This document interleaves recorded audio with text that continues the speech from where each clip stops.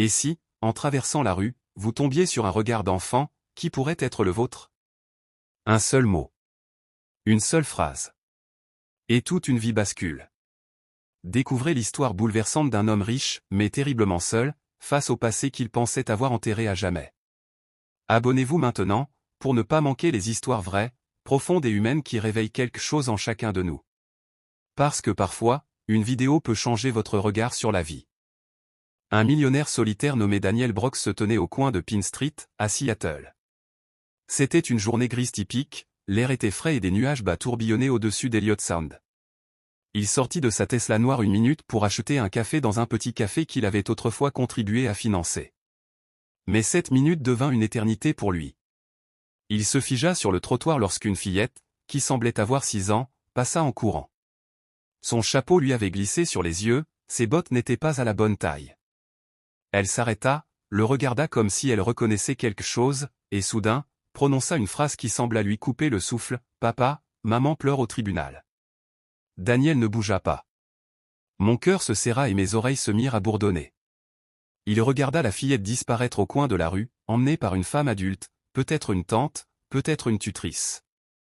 Il l'ignorait. Le passé le submergeait comme une marée. Il y a une dizaine d'années, il avait tout laissé derrière lui, une jeune épouse, un enfant à naître, des rêves brisés. En quête de succès, il vendit ses parts dans une start-up de la Silicon Valley, s'installa à Seattle, investit dans l'immobilier et, à 35 ans, devint l'une des personnes les plus riches de la côte ouest.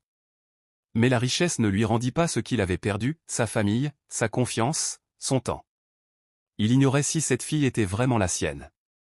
Mais quelque chose dans son regard, dans sa posture, dans sa voix lui était douloureusement familier.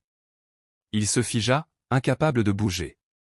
Soudain, le bruit de la ville autour de lui disparut, comme s'il était seul parmi les murs de béton, les voitures et les passants. À partir de ce jour, il retourna chaque jour à Pine Street.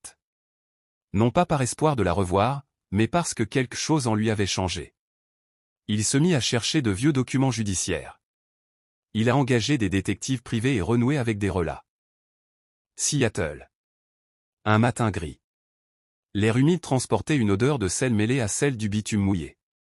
Le ciel bas, pesant, semblait vouloir s'écraser sur les toits plats du centre-ville.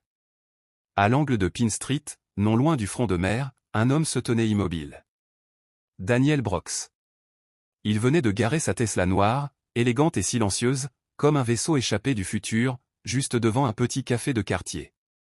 Ce n'était pas n'importe quel établissement, il y a des années, lorsqu'il croyait encore aux promesses simples de la vie, il avait investi anonymement dans ce lieu, séduit par la chaleur humaine qu'on y trouvait. En cette matinée typique du Nord-Ouest, il voulait simplement prendre un café, oublier l'ennui de sa richesse et la solitude tapie derrière ses vêtements de marque. Il ne savait pas encore que cette journée allait tout bouleverser. Alors qu'il refermait la portière de sa voiture et s'apprêtait à entrer dans le café, une silhouette surgit de nulle part. Une petite fille courait sur le trottoir, ses bottes trop grandes battant contre ses chevilles. Son bonnet de laine avait glissé sur ses yeux, et son manteau usé pendait sur ses épaules minces.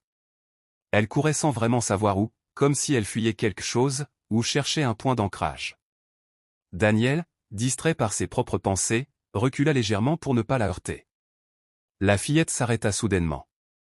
Elle leva les yeux vers lui. Et là, il se passa quelque chose. Une seconde suspendue.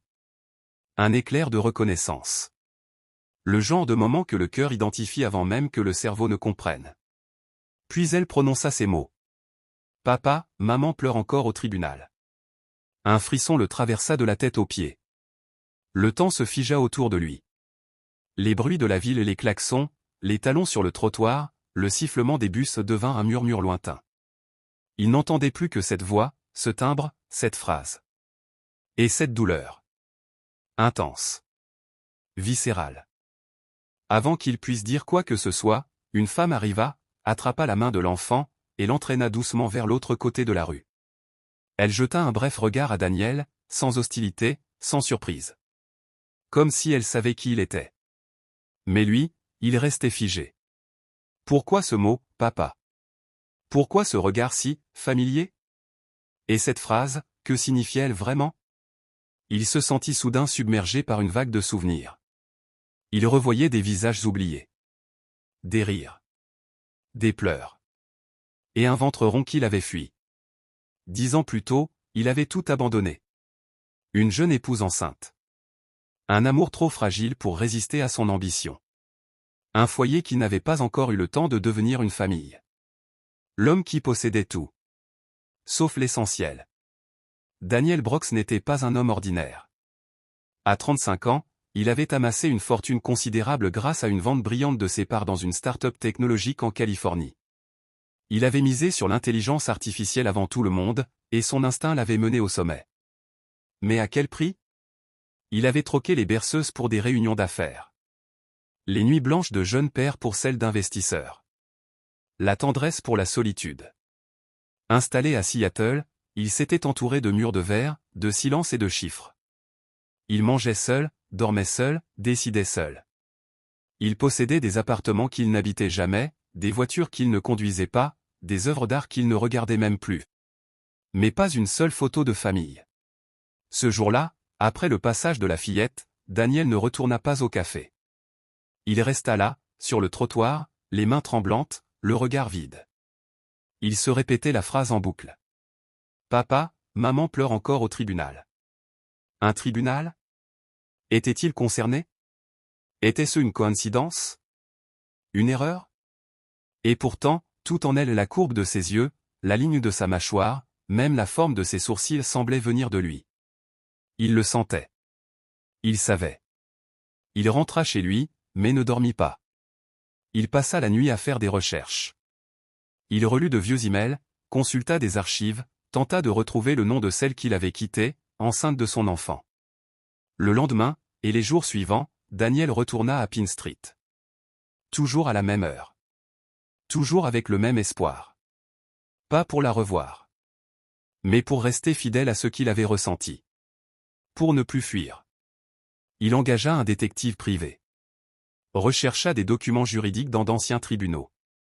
Contacta des anciens collègues, des amis, des gens qu'il avait autrefois ignorés. Seattle ne lui facilita pas la tâche. Le passé ne se laisse pas exhumer sans douleur. Mais Daniel était prêt. Pour la première fois en 10 ans, il voulait savoir. Ce n'était que le début d'un chemin long et incertain. Un chemin pavé de remords, de silence à briser, de vérité à affronter. Mais ce jour-là, quelque chose avait changé. La voix de cette petite fille avait réveillé un homme enterré sous les couches de succès et de solitude. Elle avait allumé une flamme dans un cœur depuis longtemps éteint. Et dans cette lueur fragile, Daniel Brooks comprit que tout n'était peut-être pas perdu. On ne sait pas encore s'il la reverra. S'il réussira à reconstruire ce qui a été brisé. Mais une chose est sûre, il ne regarde plus le monde avec les mêmes yeux. Il sait désormais que la véritable richesse n'est pas dans les bilans comptables, mais dans le regard d'un enfant qui murmure « Papa ». Si ce récit vous a touché, laissez un like, abonnez-vous à notre chaîne Gainvue Studio, et partagez cette histoire autour de vous. D'autres récits profondément humains arrivent très bientôt.